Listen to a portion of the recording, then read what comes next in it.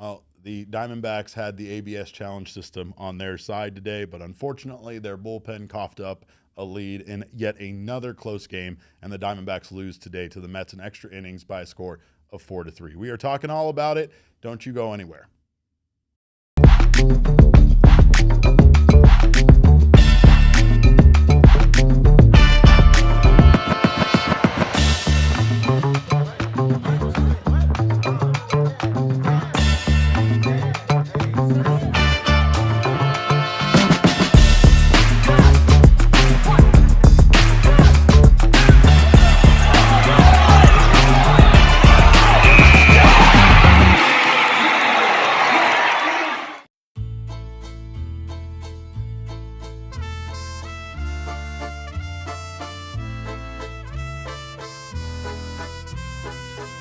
You know what that music means. It means we're not having a great time. Welcome in to another edition of the PHNX Dbacks podcast, brought to you by our friends at Bet365 and Game Time. Make sure you go download that Bet365 app today and use that code of PHNX365. Bet365, where winning is everything. We're also brought to you by our friends at Game Time. Of course, download the Game Time app, create an account, and use code PHNX for $20 off your first purchase. Terms do apply. Welcome in, you guys. Of course, we are discussing the Diamondbacks' loss today in extra innings to the Mets by a score of 4-3. And this one, the ending of this one was as cold as the weather there in New York.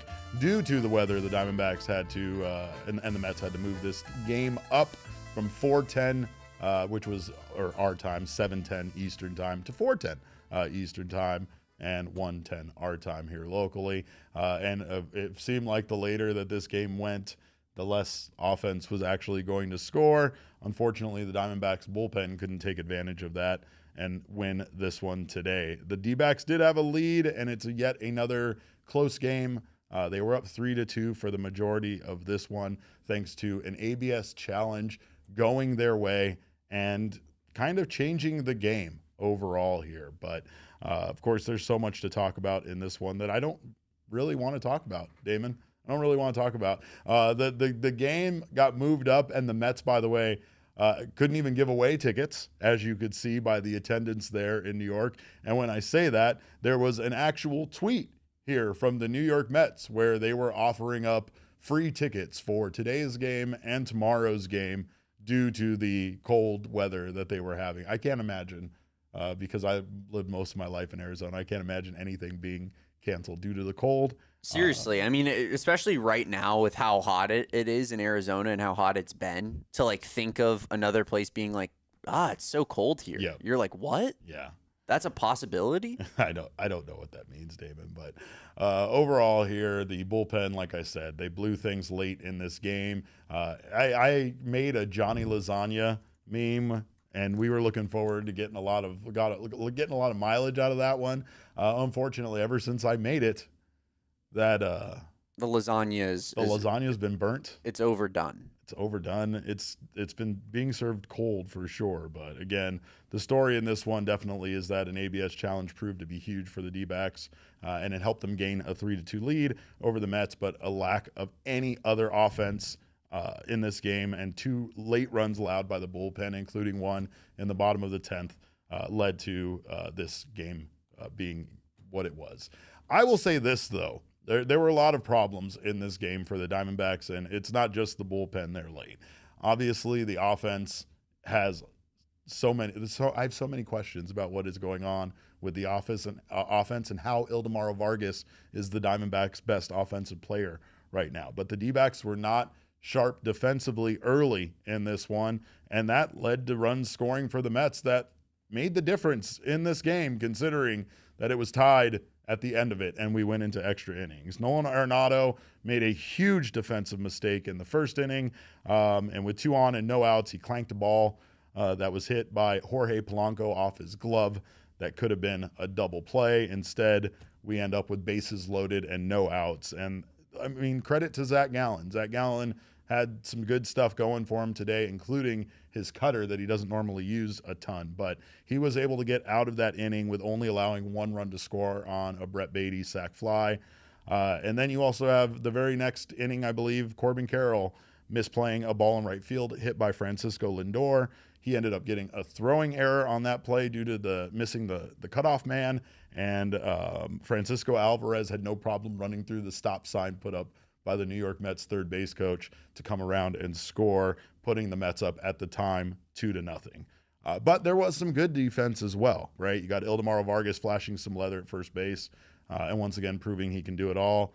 He got a ground ball there in the third, turn 2, and looked good as a first baseman for this team as he has overall. But obviously the big story today was pitching, and I mean, we'll talk about the bullpen blowing it. We'll also talk about Zac Gallen having a nice day, but we do have to talk about that ABS challenge system, that ABS challenge by the Diamondbacks being crucial, and at least at the time, looking like it was a game changer for this team. And we've talked about the Diamondbacks not using their challenges nearly enough so far this season. We've also talked about Torey Lovullo seemingly not having any kind of game plan as far as using the ABS system coming in here. I mean, he has some idea, but like we talked about on yesterday's episode, it is a bit frustrating to get the feeling that he still doesn't really have a solid idea of when he does and doesn't want to use it.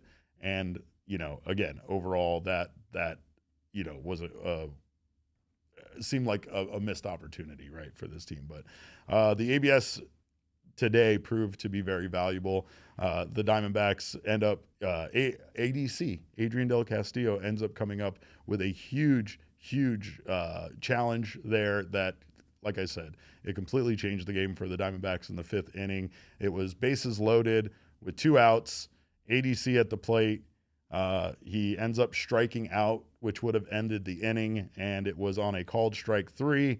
That was not an actual strike. He does have that ball reviewed. It is reversed. The call is overturned and made a ball. And with the very next pitch, I believe, ADC singles, bringing in Corbin Carroll and Geraldo Perdomo in the inning and tying the ball game up at 2-2. And then Nolan Arenado, who atones a little bit for his mistake defensively earlier in the game, comes in up after that, doubles, and brings in yet another run to give the Diamondbacks that 3-2 lead at the time. What's more frustrating, though, is the lack of offense after that. The Diamondbacks, of course, were up against a very good pitcher there in Freddie Peralta, but they knocked Freddie Peralta out of this game in the 5th inning. And they did it with some pretty good at-bats that, even though they weren't extremely productive in getting hits, they were still making Freddie Peralta throw a lot of pitches. Ketel Marte was 2 for 5 today, and one of the lone shining stars besides Gabriel Moreno, who was 2 for 3. Nolan Arenado, to his credit, also was 2 for 5, and he had that huge RBI that put the Diamondbacks up. But, I mean, the Diamondbacks just couldn't put timely hits together. Offensively, they just struggled out there. And, again, late in the game, when they were in extra innings, they did not take advantage of just trying to move the runner in and score the run. Like, simply put, like dropping down a bunt, having the runner get over to third base, hitting a sac fly. Sac fly ends up being the difference, or not sac fly, but an RBI single. And with the way Paul Sewald was pitching there, he probably would have given up several more runs had that 10th inning continued going. He doesn't seem to be the kind of guy that you can trust in any situation other than an actual save. And even then, as the season progresses, I'm sure we'll lose our faith in Sewald there in that role as well. But again, the Diamondbacks should have perhaps defensively been able to keep some of those runs off the board. They also should have perhaps been able to put up some more runs. I don't know what's going on with this team offensively this year, but I feel like it's starting to become a problem. Is that safe to say, Damon? Like, it's a slow start, yes, and it's offense, so you feel like at any point someone like Perdomo, who's kind of struggling but still hitting the ball hard, is going to start putting things together. He's hitting the ball in the air. He's getting the bat on the ball. He's just not been, having much success with things falling in for a hit. It just feels, though, like this offense, which really has never struggled like this, is definitely getting a slow start here in 2026. Yeah, the offense is the reason that this team is maybe playing such hot and cold baseball right now, because the starting pitching is certainly doing its part of the equation. And as much as we want to bitch about the bullpen, and we will on this podcast, do not get it twisted. We will. I also think it should be, noted that this bullpen is typically coming in and giving up like 1 run, 2 runs. And are they crucial runs that they're giving up?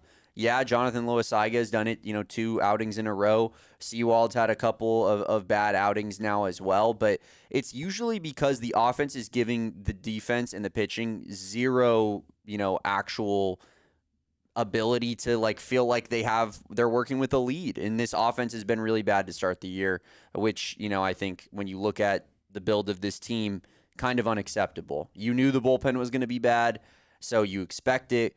The offense was supposed to be really good. Yeah. And so the offense playing like they are right now it can't happen, and you got to figure it out. Because the bullpen's probably going to be like this until reinforcements come. Mark is right. Outside of Corbin and Vargy, this team is booty offensively, that's for sure. I mean, Cattell at least is starting to put some things together. And you're right about Perdomo. I meant more just that Perdomo's actually getting at least putting the ball in play.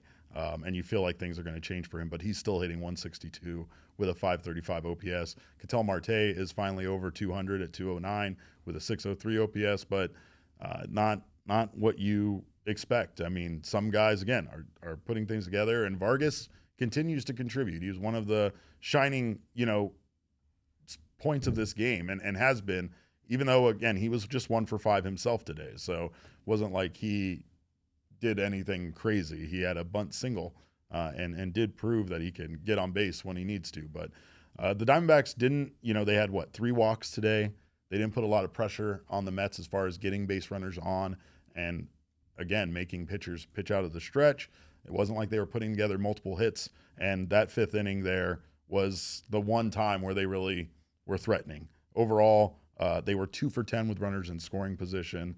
And, it was just an unfortunate day there in a lot of ways where you just felt like if this team could add one more run, obviously in hindsight, that's easy to say, or, have this bullpen be able to hold this game and not let it go tied there with Jonathan Lasagna coming into the game and giving up that run.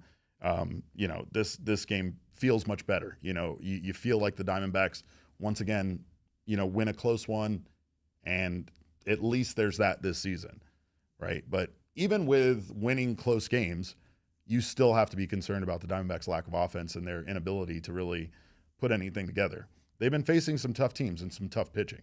I'll credit them with that. The Braves have a very good pitching staff. The Dodgers, we know what they can do. And then they come in here against Freddie Peralta today. So it's not like they've been, being no-hit by scrubs necessarily. However, the consistent lack of offense it really does seem like it's becoming a problem for sure. All right, well, we do have to give out the King Snake to someone, and there's a few guys with a few hits today. Like I said, Ketel Marte 2 for 5 with 2 strikeouts.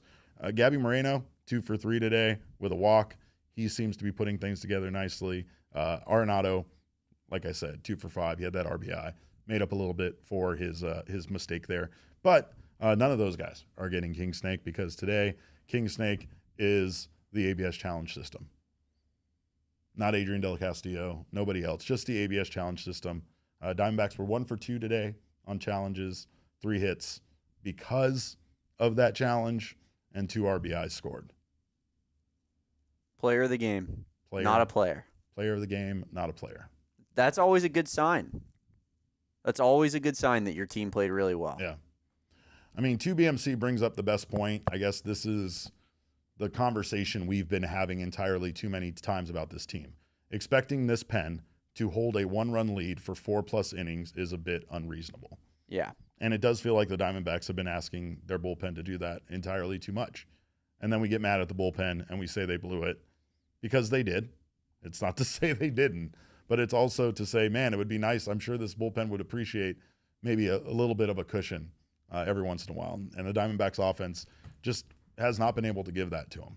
So I don't really know what's wrong. I do see again, something changed throughout the game where the Diamondbacks were being much more patient earlier on. And then as the game progresses, you kind of see them taking hacks and not taking pitches and not getting as much information from their at bat as they possibly can get. I do think that, there's a lot you could say about the injuries, and we have more injuries to discuss at the end of this episode, believe it or not, as disgusting as that sounds. But the majority of the offensive players are here and they're in the lineup. You know, you got Jose Fernandez today, once again, just pinch running for Adrian Del Castillo and not getting into this game. Ildemaro Vargas was fine at first base, but I mean, when you put Jose Fernandez into baseball games, good things happen. So I don't understand why they continue to be so reluctant to do that, and why they continue to just bring him in late into games in pinch situation. So I don't know. I don't know what's going on with their hesitation to use Jose Fernandez, or their desire to use him sparingly. But I say get him in the lineup, because this team wins when he's in there. As C-Dog says, not playing Fernandez is a fireable offense. All right, well, we're going to take a quick break, and on the other side of this break, we're going to scream about pitching and blame pitchers for not pitching well, and they deserve it. But also, once again, offense needs to do more. We need more from the offense. We can't keep going on expecting to win baseball games scoring 3 runs or less. And it is something the Diamondbacks have done entirely too often this year, and should be glad that they have gotten as many wins as they have. Now they are 1 game below 500, so Lord knows when we're going to see little Domo go back up the mountain. And that's not my fault. It's Torey's fault, Paul Sewald's fault, and maybe the offense's fault. But we're going to take a quick break. On the other side of this break, we're going to talk about the pitching. Don't you go anywhere. We're thrilled to have you here, and you are watching the PHNX Diamondback Show. Well, of course, if you are ever involved in an accident or serious injury, you got to do your research, because the lawyer that you hire does matter. And let's face it, after an injury, you don't necessarily want to worry about what the best interests are of the lawyer you're hiring. You want to make sure that they have your best interest in mind, and that's the husband and wife law team. Their team brings hundreds of years of combined trial experience, and they have multiple certified specialists in personal injury and wrongful death. In the state of Arizona, the state bar has certified less than 1% of all lawyers as specialists in injury and wrongful death litigation, which makes them experts in the field, and they are trial lawyers. If a case needs to go to trial, they are ready to do so, and they know what needs to be done to prevail in front of a jury. Of course, nobody can guarantee the outcome of your case, but there are some things that they can promise to you as their client, including that you can cancel their fee agreement at any time for any reason, that you will receive as much in your pocket as they receive for their fee, even if they have to reduce their attorney fees to do so. And you may speak with one of their lawyers as often as you choose about anything you wish to discuss. So if you've had a serious injury, call the husband and wife law team first at 602-783-8841, or visit their website at the link in our show notes and tell them PHNX sent you.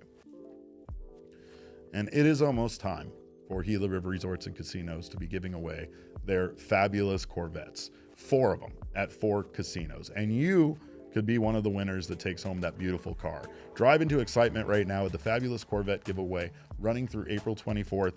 4 casinos, 4 Corvettes, 4 big chances to win. And it is happening at all 4 of the Gila River Resorts and Casinos casinos here in town. And you can qualify by coming through on Fridays from 6 p.m. to 8 p.m., where they will hold hourly drawings for free bonus play or finale entry. You can stop by on Tuesdays and Saturdays all day to earn 4 times the entries when you play with the card. And on Thursdays from 2 p.m. to 5 p.m., they have their hot seat finale qualifier, where you play with the card for your shot at one of those beautiful Corvettes. So for more information, visit playathila.com right now. They have exclusive swag giveaways throughout the promotion, so stop by, have some fun, and don't miss your chance to accelerate into luxury. Play, earn, and win at any one of their 4 casino locations. All right, well, welcome back to the PHNX Dbacks show presented by Bet365. Obviously, today started with Zac Gallen on the mound, and we know Zac Gallen can be pretty good in the state of New York. He tends to be when he pitches there, but he got himself into trouble right away today. 3 singles to lead off that first inning, though one should have resulted in a double play, because that was that one that Nolan Arenado clanked off of his glove that looked like it could have been a double play. I mean, they ruled it a single still, so they didn't give Nolan an error for it. I would have given him an error for it, considering it hit him right in his glove.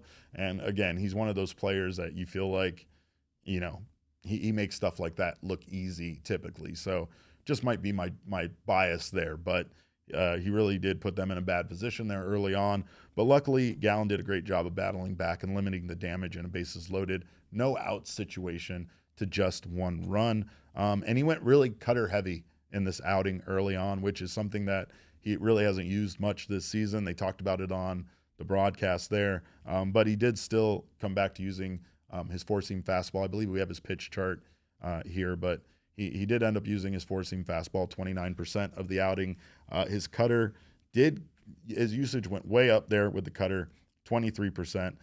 He was having some success there with his changeup as well. He would use that 19% of the outing. And then he also threw the sinker, the knuckle curve, which he kind of got away from, like that knuckle curve when it's dropping and it has that big induced vertical break and drops out of the zone, then things look pretty good for him. But I don't know. It seemed like maybe it just was not a very tantalizing pitch to batters today. And then he did throw the slider one time, but he got 7 whiffs total in this game. 4 of them were on the cutter and 3 on the changeup today. And Zac ends up being able to give the Diamondbacks 5 innings of 5-hit baseball. 2 runs did score. 1 was unearned, so he does only get hit for 1 earned run today. He walked 4 and struck out 5. So 4 walks aren't great, but outside of that, Zac Gallen was pretty good today. And again, some mistakes there really did prevent the Diamondbacks from, keeping the Mets off the board. Who knows if those runs score anyway, but it definitely didn't feel like typical Diamondbacks baseball. And with Arenado's bat being what it is right now, the last thing we need is to see him making the amount of defensive mistakes that we've been seeing him make out there in the field. I mean, that is the reason why you slot Arenado in regardless of what his batting average is, his defense, his platinum glove caliber defense. And let's be honest, we haven't really seen that lately. Started out the year strong, but in the last few games, Arenado's defense has been sloppy, and we've seen him making some mistakes out there, right? I got to applaud Zac Gallen, though, because one thing that Gallen was a little bad at, or I guess happened on more than one occasion, is when a mistake would happen behind him, similar to what happened with Arenado there in the first, Gallen sometimes would kind of melt down. He wouldn't respond well to his defense, letting him down behind him. And today he You're did. talking last year specifically. I'm talking last year specifically with Gallen, right? And today I thought he responded really well. I mean, again, bases loaded, no outs, and he somehow finds a way to get out of that jam with only 1 run scoring on a sac fly by Brett Beatty. So I just thought, again, Gallen's made some changes and he's looked better at times this year. But that inning right there, even though it started off really slow, he gets Luis Robert Jr. to strike out swinging. Brett Beatty sac fly, that scores Lindor. And then he gets Mark Vientos, who looked as cold as I would have been there with the full baklava on there, flying out to center field there to Alec Thomas. So anyway, Gallen did not have his best stuff today. He was locating his fastball. He was going to that cutter. So again, I do feel like Zac is figuring out ways to pitch on days where he doesn't have his best stuff. And if you talk to Gallen, he never has his best stuff. There's always a pitch that he doesn't have a feel for that day, or always something that's kind of off and isn't landing correctly. However, again, adapting and going to his different pitch mix on what is working and what isn't working has led to Gallen having, some solid success so far here this season. And I mean, Gallen now has a 3 ERA, and if Gallen can maintain a 3 ERA, it's hard to imagine this team being bad this year. But offensively, again, I'm very concerned. High levels of concern, in the red, if you would. Right? I couldn't be more concerned about the offense. So I would see it as being the most Diamondbacks thing ever, that the pitching staff finally starts getting things on track, specifically the starting pitching staff, and they have no run support to show for it. Because we've already seen that out of Eduardo Rodriguez in his 2 starts, and now Zac Gallen again today. Not a lack of run support, but again, not what we're used to seeing this team put up. But the bullpen, I got to give credit to at least the first 2 guys that went out there and put in work. Juan Montilla continues to look solid for this team. He had an inning of hitless scoreless baseball, no walks, no strikeouts. Ryan Thompson also came in for the 6th and pitched an inning of no hit, scoreless baseball with no strikeouts, no walks. The one thing that seems to be the pattern here with this team is a lack of overpowering when it comes to the pitching or trying to finesse strikeouts, but more an ability to just go out there and get outs. And that is proving to be a success for the bullpen, for the starting rotation, for everyone.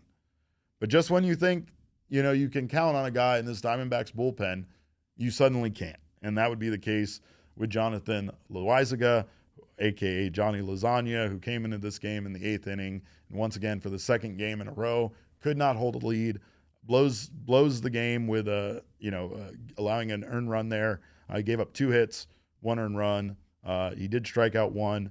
His ERA is still really good at 2.84 because of how he's pitched so far this season. But again, the last 2 starts, he has proved to be unreliable. And then you have Paul Sewald come in the bottom of the 10th with the Diamondbacks not being able to score in the top of the inning. They move a runner over with essentially a ground ball, and then they bring him in with an RBI single. So I still am of the thought process that a reliever should be able to come into a game and put in an inning of work and get out of it without allowing a run to score, period, right? Extra innings is very difficult because of strategy. And again, there was no strategy seemingly on the Diamondbacks' part. They just went out there and tried to mash a home run or whatever they were trying to do there in the inning instead of trying to lay down a bunt or do something to move the runner over, be productive, and bring in that run. That is something with the lack of offense and the lack of power that they've experienced so far this year that they're going to need to learn how to do soon. Manufacture runs. Because the Mets had no problem doing that in the bottom of the inning, and Paul Sewald, again, was not very good in a non-save situation. That's another thing. I mean, I can't explain it, and nobody probably can. Why a guy can be so much better in actual save opportunities rather than just going in to hold a lead or to hold a game tie, right? Excuse me, not hold a lead, but hold a game tie. But man, I will say that Paul Sewald is an anomaly. And it is very frustrating that this team is turning to him for these situations. This is who they went out and got this offseason to be able to turn to this, in these clutch save moments and late in games. It sucks that it's Paul Sewald. And it's no offense to Paul Sewald because, again, I don't think he, at this point in his career, really should be pitching in the 9th inning. I'm not saying he's washed completely as a reliever, but he was throwing an 89-mile-per-hour fastball in the 9th inning, or in the 10th inning there, excuse me. I mean, all they needed to do at that point was lift a ball to the outfield, and his first 2 pitches were 90 miles per hour, 89 miles per hour, 90 miles per hour. That's what I said to you, Derek, is that for me, at least, when you get into these scenarios with the new ghost runner rule in baseball, and I say new, obviously it's been, 3 seasons now of this, but yeah. It's like when you have a guy that throws as slow as Sewald does, maybe it can be effective every once in a while, but I'll tell you when it's not effective, when you need a damn strikeout. Yeah. And that's what you need in extra innings with the ghost runner. We got a guy in his first MLB at bat going up there and being like, yeah, I'm going to rip this over Corbin Carroll's head in right field because it's 90 miles per hour and it's up in the zone. Yeah. You want to know the biggest part about the entirety of the situation, Derek, that is frustrating? It was 0-2. It was 0-2. And Paul Sewald gave this guy in his first MLB at bat something to hit on 0-2. It's not his first MLB at bat. Wasn't it? I mean, it's his first action. No, he's had 13 at bats this season, but I thought he got called up because of Soto. I thought that's what they were talking about. He might have been, but he does have 13 at bats this season. But 13 at bats is nothing. I'm not trying to split hairs. He's an experienced veteran with 13 at bats, and you're throwing him pitches in the middle of the zone on an 0-2 count, and you're Paul Sewald. It's a disaster. Yeah. and you're shaking off Gabby, I can't believe he's in there in a non-save scenario. Right. There's a 0% chance that was going to go properly for the Diamondbacks. Every time that he comes in with an inherited runner in a ghost runner scenario, he's letting that run in. I'm going to tell Torey Lovullo and the Diamondbacks that right now. Now, make your decisions at your own risk moving forward, I guess, because he's going to allow that run. He's not going to strike anybody out. The only way we get out of it is if he gets lucky. There's a number of reasons why I don't understand why Paul Sewald was in there. I mean, John makes the point that I would make right there. You just scrolled past it. It's down a little ways. John said, why was he in there? It wasn't even a save situation. If he's your closer, why is he in there? I mean, I get it. I know that teams do that. They want to bring in their best reliever to hold a game there or whatever the case may be. But I don't love it. I don't love it. And, I mean, I also think that someone brought up Cade Stroud, Top G said, how's Cade Stroud doing? Oh, God, that makes me sick. Cade Stroud, by the way, in 2 innings pitched is now allowed I don't believe he's allowed a hit or run. 1 hit in 2 innings pitched is all Cade Stroud has allowed. So, well, Blaze helped win the Orioles the game again today. So that's what Bo Brock told me, in case you were wondering. I know. I'm well aware. I watch everything that Blaze Alexander does. Blaze watch. I'm going to turn this into a Blaze Alexander podcast as much as I can. Hashtag Blaze Watch. I mean, I think, this is the thing that frustrates people about Torey is that this idea of like seniority wins out all the time. Okay, Paul Sewald is the closer because he has to be, because he's been the closer in the past. Yeah. No. Yeah. He doesn't. Yeah. If he's not going to help the team win, and he doesn't have to go in there in the 10th inning inheriting a runner because we know he's not going to strike anybody out. I would argue, and you Ryan, need a strikeout. I would argue Ryan Thompson deserves to be closer over Paul Sewald. I would argue that Juan Murillo deserves to be closer over Paul Sewald. At least just keep him in save-only scenarios. Doing what you did today is just, it's mind-blowing. I can't wrap my head around it. Ryan Thompson, Ryan Thompson has not allowed a run this year, an earned run at least. Again, if you factor out the inherited runners that he allowed, like all of them in that one game, right? But he's still, again, he has 4 1/3 innings pitched, no earned runs. He's pitched pretty well. And he's pitched pretty well. For sure. And Ginkel's looked decent the last couple games, which has been nice. Also, wasn't that game that he brought into the one where Joe Ross let everything go to hell, and then they needed Ryan Thompson to get up in like 10 seconds and get warmed up to come into that game? Yeah, it did have something to do with it. I mean, I think it happened, so I'm going to blame him for it. I mean, that's fine. He's your friend, so I get why you're not going to. Don't bring up that he's my friend. I know he's my friend. They know he's my friend. You don't have to throw that in my face. We're going to go watch wrestling together. In fact, when his career is over, I'm managing his pro wrestling career. I'm looking very forward to that. Well, Murillo looks good. Right, like that's the guy that you got right now that looks pretty solid. So I'm maybe you can be happy with him. Loaisaga, I mean, it's fallen off. It doesn't feel good right now. It doesn't feel great. Thompson looks decent. Ginkel still has an 8.31 ERA, but it looked better. It's mostly just like I can't wrap my head around the decision making. Yeah, he was good today. I can't wrap my head around the decision making of putting Sewald in that scenario. I mean, I also don't understand Loaisaga coming in as often as he does when Torey is as careful as he is at times with guys being overused, especially considering that Johnny Lozani here is now 2 blown saves in back-to-back games. Why him in the 8th inning? It's just like Kevin Ginkel late. I don't understand Kevin Ginkel coming into this game in the 9th inning at all, considering that it felt like the Diamondbacks have consistently used Kevin Ginkel earlier in the game.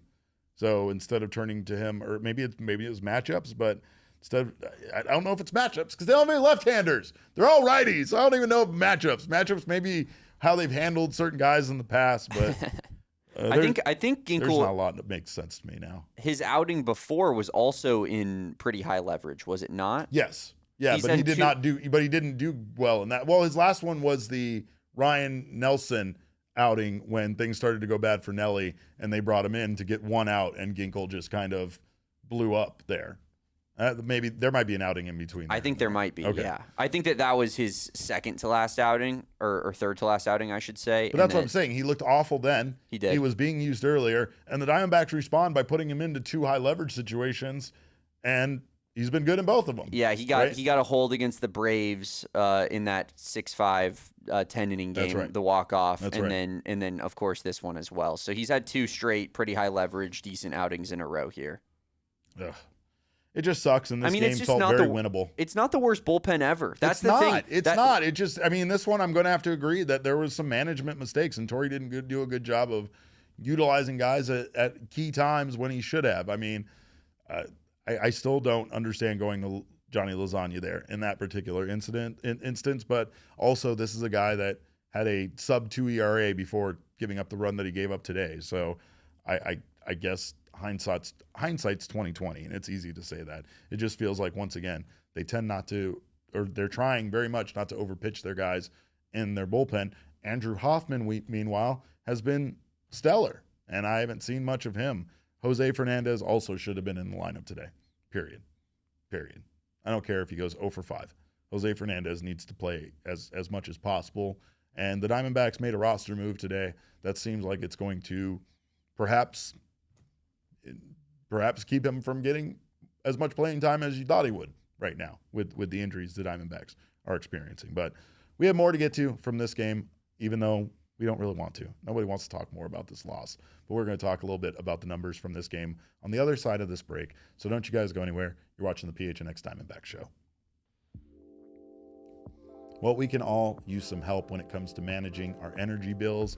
Things are nice now, but we all know it's getting hot, and it's only going to get hotter. We're not even in summer yet, folks. Summer doesn't start until June. And this is how hot we are. Meanwhile, in New York, they have to change games because of how cold things are at night. But you live here in Arizona, and of course, if you want help with your energy bill and those rising temperatures, make sure to check out the rate plan options that APS has to offer. APS has several ways that they can help us do exactly that, budget our bills and save some money here. APS customers can check the monthly plan comparison section on their energy bill every month to see which rate plan could have saved them the most for that month. Or it also can confirm for you that you are on the best rate plan for your particular usage. Rate plan options that can help you save money, they're all right there in the blue type on your latest energy bill from APS. Plus, they have budget billing options, which can also help you average your bill throughout the year. So when you do get those spikes with energy usage in the summer, you're not going to get hit with those huge energy bills during that time of the year. So find all of your options to manage your bill at aps.com/let's talk right now. And the Window Depot is here to also help you keep that hot air out and the cool air in your home with some new windows. How old are your windows? Do you even know? I got no clue, Derek. You have no clue, right? I know mine were probably installed when, my house was built, as many people's were. So, of course, if you are looking to save some money, new windows can help you do that. And the Window Depot has been serving Arizona since 2002. Started with windows. Now there's so much more than that. They have flooring, luxury vinyl plank flooring now available at all stores for like $2.30 a square foot, ready to take home today. And again, that's the reason why contractors love the Window Depot. Not only do they have unbeatable prices, but they have job site ready quantities ready to go in stock at all times. Plus, they do have in-house designers that can help you get started on your project, and those in-house designers are completely free of charge. So do not hesitate, do not wait. Go on out, get the best price and the biggest inventory at the Window Depot. More than just a window store. Shop online and pick up in store. Browse and order directly at thewindowdepot.com with real-time access to in-stock products at your nearest location. Get what you need when you need it. Also, brand new location there in Surprise for our West Valley folks. So do not miss out on getting your next project started at the Window Depot. And welcome back to the PHNX Dbacks Show presented by our friends at Bet365. Let's take a look at the numbers from this series. And of course, this game, not this series, they don't look great. They don't look great at all. I mean, the Diamondbacks are arguably the better team, Derek. I know. That's what makes me frustrated. The Diamondbacks out-hit the Mets 9-8. 10 runners on base, man. Yeah, they definitely have plenty of opportunities, going 2 for 10 with runners in scoring position. The Mets go 2 for 7. The Diamondbacks have 2 extra base hits to just the 1 for the Mets. And Diamondbacks also had a higher expected batting average there at 284 to 220. But the only number that really matters, Damon, is the one at the top. New York Mets outscore the Diamondbacks 4-3. But we did have here the ABS challenges. Diamondbacks, of course, were 1 for 2 today. And Mets guess were who 2 for got 3. theirs wrong? It was Gabby. Mm. It was Gabby once again, wasn't Shocker. it? Shocker. And Derek, it missed by like 1.5 inches too. I was looking on Baseball Savant, wasn't even close. And Gabby challenged it, of course, because he stinks at it. Because he's the worst challenger in the league. I swear, didn't we have this as a question before the season started? We were like, who is going to get the most ABS challenges right? And we were both like, Gabby. Well, I mean, he's going to have the most opportunities to, but he gets all of them wrong. Unfortunately, we didn't have that clocked yet. Yeah, we knew we knew he would take a lot of opportunities, but we thought those opportunities would turn into success. And guess what? They very much did not. I mean, it's a big inherent advantage / disadvantage to have, for sure, as a catcher that understands the strike zone really well and, can challenge these calls. And yeah, Gabby's been pretty putrid at it to start this season. Here's what we will say, and let's come back to me. The challenges, Damon, and this is something that has frustrated you. It really, yes, is about getting them right and not blowing your challenges. As we saw today, that challenge was a complete game changer. This would have been in a normal baseball game last year. We would have spent the commercial break screaming and yelling about the strike zone. I would have gone on to game day and done a fun little screenshot, and I would have posted it from the account, and I would have let people just rage on about umpires being terrible and the Diamondbacks getting screwed in a big moment. Instead, Adrian Del Castillo successfully challenges that call. And like we said earlier, when we gave the ABS challenge system the King Snake, it turns into 2 hits and 3 runs scoring. It was pivotal in today's game. And I just think that there is something to be said about how the Diamondbacks are approaching this ABS system. Like, don't get me wrong, the big reason why that was such a big moment is because the strikeout of ADC looking ends the inning with bases loaded, and it's a big moment, right? There's going to be lots of moments, lots of calls throughout the year where it's going to be more of a 0-2 with no runners on and 1 out in the second inning kind of thing. And those calls can still be just as pivotal.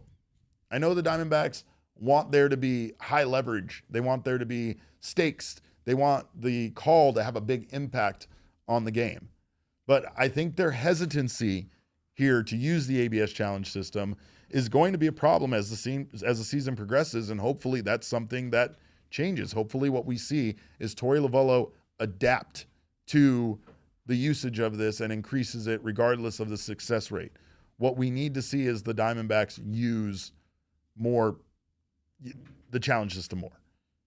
Win or lose, right? They just need to not think of it as being like this thing that they have to be so careful with, and fragile with, and like always got to have, late challenges and such, right? Like that's not something that needs to be the case. Challenges that happen in the 3rd inning, the 4th inning, the 5th inning can be just as impactful as a challenge in the 8th inning or the 9th inning. And I get it. You don't want to be left with a Torey, as they say, they brought this up several times. They don't want to be left with a Geraldo Perdomo situation from the WBC, which really hurts me and Damon more than it hurts anybody else to say. We hated that moment more than anybody else. But again, I get that. At the same time, you can't underappreciate, or I guess underestimate, how important using a challenge earlier in the game can be. And that's what kind of is bothering me about the Diamondbacks' lack of a game plan here, right? But it's also another day where it's frustrating because they wasted yet another powerful start from one of their rotation guys. Zac Gallen looks really good. Didn't have his best stuff today, but still found a way. And you feel like that's the case with a lot of these guys. With Dan Herron leaving the team and a change in pitching philosophy, it does feel like things are going the Diamondbacks' way. In fact, even with the blown save, which again we know is Johnny Lasagna, even with obviously our guy there late giving up the game, the bullpen has actually been better. It's just been kind of, I guess, asking them to do entirely too much. It feels like every time the ball is handed over to the bullpen, it's a 1-run game, and I don't really feel like you should expect a lot of success when that is what you keep doing. But I do feel like the changes they made this offseason, I do think that bringing in Jeremy Bleich and changing their pitching philosophy here to be more about their pitchers' strengths rather than batters' weaknesses seems to be paying dividends. It's just now, once again, in classic Diamondbacks fashion, something starts working, so something else needs to break. And now that's because, you got like a dam situation. You're plugging one hole, you fix the starting pitching a little bit, you get them back on track, and now the offense can't support them, can't give this team, a significant lead in a game. And, we're still screaming about the bullpen because the bullpen isn't perfect going out there. But don't get me wrong, looking at the bullpen numbers, I'm not going to take out James McCann's numbers. I'm not going to take out Joe Ross's numbers. The Diamondbacks still have one of the worst bullpens in baseball right now, and that's something that they obviously need to correct if they hope to have any kind of chance at winning, especially with the way that this offense is performing so far this year. Yeah, I mean, I think that as we've talked about, the relief pitchers haven't necessarily been horrible. They haven't been good, but they haven't been horrible. Right. And right. So it's hard to sit up here and look at a team that we expected to have a top 10 offense that is, really, really struggling at the plate and say, yeah, it's really on all these bullpen arms for every single one of them not being able to hold the lead. Or being able, every time going out there and being able to hold the lead, because that's just not realistic. That's not how baseball works. So, yeah, I mean, I think that it's definitely, if you're trying to put more blame on something, it's more of an offensive issue right now than a bullpen issue. But it is funny to see some people in the chat that just don't know anything about, clearly, the organization that they seemingly care so much about, being like, would changing the guy who works with every pitcher on the team actually be a difference in how the team changes their pitching philosophy? Yes. Yeah, I actually think that might have something to do with it. And we've seen a big improvement from the starting pitchers so far this year. So if you're trying to look at cause and effect type of scenarios, that seems to be something that has changed from last year to this year, and that has gotten better clearly. So I think the starting pitching staff, as we talked about all offseason, probably better than they were getting credit for, and they've had a phenomenal start to the season. Better than any of us could have expected. I agree. But the offense has to get up to snuff. Especially the guys that most people put at the back end of the rotation, including us, and put as the first ones out once, injured pitchers started returning. Eduardo Rodriguez, Michael Soroka. Those guys have been lights out. They've been incredible. 100%. And again, Erod not getting the run support that he deserves, and that's kind of been a big problem as far as his lack of success for getting the wins. But Gallen looks good too. I mean, other than game one against the Dodgers, Gallen has looked pretty damn good. So I think that that's encouraging, and it makes you feel like your team's going to be relevant, because if our pitching staff stays playing this well, this team will be relevant. They just got to start hitting better, and it will happen. It just doesn't feel like it right now because of how poor the hitting has been. But it's as somebody else put this up here in the chat earlier, Derek. It's very true. When you get back to the bottom third of our lineup, and it's like you're looking at Alec Thomas, Jorge Barosa, and Tim Tawa or something like that, I mean, teams are laughing at us with the offensive production we have in a third of our lineup, and that's what's also really killing us right now. Is it's not only like the Jerry's not hitting, but it's you just the back end of this team is just simply really not good enough. Maze Devil says, also, holy hell, the losing pitch to Mauricio was terrible. That's so true. bad, Maze Devil. Also brought, 0-2. So were the two above it, the two before, though, 89 and 90, those were just high in the zone. I will say, though, that I agree with Kellen. I do think it's the reliever's job to keep the lead the offense provides in a one-run lead, in a one-run game. You're not wrong about that. I agree with you on that. No one's disagreeing with that. It's just like it's hard to ask that day in, day out. No bullpen is going to give you that. No bullpen is going to hold every single lead and hold every game scoreless. And if they did, they're the most incredible bullpen to ever pitch in Major League Baseball, right? So that's not what you can expect. You have to expect your team to be able to fight back. You have to expect your offense to be able to have some life. And quite frankly, again, this all comes down to Diamondbacks will have lost this game 2-0 or 2-0 or 3-0 based on the way that this offense was performing if ADC doesn't challenge that pitch. Yeah. Right? He goes down, strikes out. Maybe ADC, because of how quickly or how soon the small amount of at-bats he's already had, maybe he questions himself. Maybe he doesn't want to burn one of those ABS challenges because of something Torrey says about how important they are later in the game. So maybe he doesn't challenge it in that moment, right? Then the Diamondbacks go scoreless in this one, and they lose this 1-0. So I do agree that we would have won if Fernandez was starting, though. I also agree in regards to what we said earlier. Dan Herron hasn't really changing Dan Herron out and parting ways with Dan Herron was always accompanied by the Diamondbacks kind of adding in that caveat that they were changing their philosophy. So when they said that they were changing from, again, a pitcher's or focusing more on a batter's weakness rather than a pitcher's strength, it was directly connected to Dan Herron's analysis and the way that he was preparing pitchers or helping prepare pitchers, because he's not the pitching coach, so it's not his job at the end of the day. But still, a lot of the information was coming from him.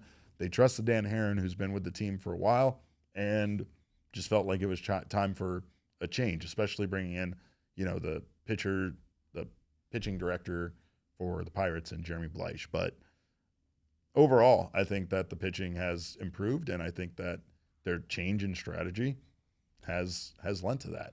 I just still think that, once again, this bullpen, even if they're better than we expected, even if they're better than anticipated, they're still not going to be a very good bullpen. So we can't expect them to constantly hold one-run leads, and that's the reason why the Diamondbacks offense needs to figure out a way to come together here, put together some timely hits. That was a big part of today. It's not like this 3-hit game for the Diamondbacks. They had plenty of opportunities with runners in scoring position, as we addressed. This one was really about just being able to put together their 9 hits and have some of them all occur in one inning, so that maybe some more runs other than those 3 in the 5th inning, come across home plate there. But shout out to Cool Bro. I saw Cool Bro has. We got way more super chats before Cool Bro too. I mean, he has some earlier ones in here as well. Cool Bro says, "Get Sewald off this team, please. Sorry, there's nothing, unfortunately, I can do about that." Shout out to Steven, Mr. Steven or Mr. Steve Nash, MVP too. He says, "I don't get Hazen. We have some nasty arms in Reno, and don't we bring up some dudes to some of these guys to the majors? Hazen brings up dudes like Rashi, who throws 91 miles per hour in 2026. I don't understand Hazen at all." Steve Nash, we're gonna need to give my guy Derek a little bit more help next time. Yeah. It's He's already trying here, but it's I don't have water, and on top of that, I'm very confused when sentences don't make all the sense in the world. But I get what he's saying, though. Like, yes, the Diamondbacks do have some nasty arms in Reno, and also I think it would make a lot of people feel better to see Cade Stroud on the major league roster, considering what Blaze Alexander is doing for the Orioles, rather than having him in minor leagues, because that seems to make this whole situation feel even worse. And Cade Stroud so far has been pretty good. It's a very limited sample size, but I don't know. I mean, I still don't understand, particularly trading for a reliever that you intended on not bringing up to the majors, right? Like, that's kind of crazy to me. I know they had a competition. I know they felt like the major league experience of guys like Loizaga and Joe Ross mattered or were going to help this team win ball games. But as we saw with Ross, it most certainly did not do that. And Loizaga has been good, but maybe he's not the guy that the Diamondbacks should be 100% relying on in high leverage situations. I feel like they've gone to him more than anybody else. So I guess he did prove some things and has been good, but faltered today. Kellen Dew says, congratulations, by the way, celebrating 6 months of PHNX Supporters Club membership. Appreciate you, Kellen. So much. He says, "I'm just so tired of blown saves. This has been the death of Dbacks for years. They're easily a 90-plus win team in 24-25 without the blown saves." Totally right. right? Like, and you can't expect a team to have 0 blown saves. That's not necessarily a valid expectation, but you can have a lot less than what the Diamondbacks have had in the last 2 years. Yeah. I mean, especially last year. Last year, you blew, I mean, almost every game you lost, you had a lead in, it felt like. Oh, God. Last year was a disaster. But, I mean, this year frankly, it just hasn't been as bad. It's just that the offense is not the number 1 offense in baseball right now, which I think. Top 5 or top 10 offense. Yeah, no doubt. It's one of the worst offenses. It totally is. You got to be an above average offense to help out a bullpen that you know is going to be below average, but maybe not horrifically bad, that it's going to just like destroy your team. But we know that this bullpen is not going to be quote unquote good. We need this lineup to be quote unquote good. That's definitely the truth. That is definitely the truth. Well, Dbacks offense looks like Arizona versus Michigan. Cool Bro is he's crushing it. Can we get John Curtis as his last one? I mean, of course we can get John Curtis. John Curtis is always there. He's always watching. He's always waiting for his opportunity. He's always listening. But do you really want John Curtis? Oh, sorry, John. Sorry. Maybe we do want John. I don't know. No, John Curtis is like having Paul Sewald out there throwing 90. Same thing. Same difference. Yeah, I don't love it. But, Damon, let's take a quick break. On the other side of this break, we are going to talk about the roster moves made today that only seem to add to our sadness instead of making us feel better about anything. You are watching the PHNX Diamondback Show. Well, today is definitely a pure edibles day, Damon. It might be a double pure edibles day, if you know what I'm saying, because I might need to elevate my mood and get some sleep. And of course, Pure Edibles has an edible for that. They have a delicious line of candies with a wide variety of effects and flavors, which are clearly listed on each tin. They also have different candies depending on what you like. Our guy Reese just hit me with some new foreign candy that I've never had before. Blew my mind with how delicious it is. It's blew my mind. So, of course, you can get a wide variety of candy just like that from Pure Edibles. They have gummies, which aren't covered all in sugar. They have their version of Starburst that they call Kicks. They got soft candies, hard candies, chews, and so much more. So, of course, check out the full line and also check out their collaboration with Mother Road Brewing Company, which offers you one of the finest IPAs in all the land, now available in a delightful THC all-in-one device. Of course, you can get those same piney notes or piney hop, citrusy notes, all that stuff you get from Tower Station IPA and that amazing 7.3 ABV beer, but you'll get it in a THC vape. So find a pure edible product from one of over 130 dispensaries across Arizona and enjoy responsibly. Also, Shady Rays is here to make our lives easier. Summer is here. I mean, it's a year-round thing in Arizona. We are the Valley of the Sun for a reason, and that sun is trying to blind you. So make sure you have a good pair of sunglasses to combat the sun. They have a wide, amazing variety of styles for their frames, which will make your face look amazing. They also have polarized lenses that are crystal clear and will help block your eyes from those sun rays, those harmful UV rays. They also have one of the craziest lost and broken replacement plans in all of eyewear, where if you lose or break your Shady Rays, even on day one, they have your back, and they'll get you out a new pair of Shady Rays. So, of course, this is the eyewear that does, in fact, have your back long after you purchase. Go to shadyrays.com and use code PHNXSR for 40% off 2 or more pairs of polarized sunglasses. And tell them Derek sent you, but tell them Derek has his sunglasses and he didn't lose them for once. They'll probably be pretty glad to hear that. You found them? What's that? You found them? Oh, didn't I tell you? Yes, I did find one pair. I was driving my car and I had to, you're aware of this, traffic awful in the state of Arizona. I had to brake pretty hard to avoid an accident. And when I did, magically out of nowhere, what came flying? None other than the freaking sunglasses. They slid underneath my foot, David. And next thing I know, I found my lost pair of sunglasses. But all right, well, we got a big fun event. If you want to call, I mean, look, I love football. I love this Cardinals team. I don't know if this Cardinals team loves me back, but there's never more hope than during draft season. So you can join us for our big draft party out at Gila River Resorts and Casinos Wild Horse Pass in the Upper Deck Bar and Grill. Join Bo, join Johnny, join that scamp Noah and other Cardinals diehards for a fun night, an unforgettable night, in fact, of the NFL Draft Party and Live Show presented by Circle K and Gila River. Tickets include your entrance to the Upper Deck Bar and Grill, and the PHNX Cardinals live show. You get 1 food entree from a select menu per attendee. You also get discounted pre-purchased drink tickets, which are optional. You get exclusive PHNX merch, raffle tickets for great giveaways and prizes, and of course the vibes, as always, are immaculate. So, of course, check out our link in our show notes and get your tickets today. Kellen says the Cardinals most definitely don't love the fans. Yeah, let me tell me about it. I've been one for the majority of my life, and I don't think they've ever loved me. But I have some roster moves to discuss that I don't love either, and those roster moves were kind of just slid in before today's game. Weird situation again with today and tomorrow's start being moved up due to the cold weather. But we found out today that the Diamondbacks did in fact place Carlos Santana on the 10-day injured list. This was after the game on Sunday when during his at-bat it appeared like Carlos Santana was experiencing some sort of discomfort with his groin, and it was in fact a strained right adductor. That is retro back to April 6th, so Carlos Santana now on the 10-day IL. The move that they made in respect to Carlos Santana on the 10-day IL was calling up infielder Luken Baker, our big fella from AAA Reno, to come up here and hopefully mash some home runs and give this team a little bit of power. It would be great to see Luken Baker come up here and start putting some things together at a major league level. But the bigger news here in regards to this whole situation is that they have transferred Jordan Lawlar from the 10-day IL to the 60-day IL with a fractured right wrist. And boy, does that suck.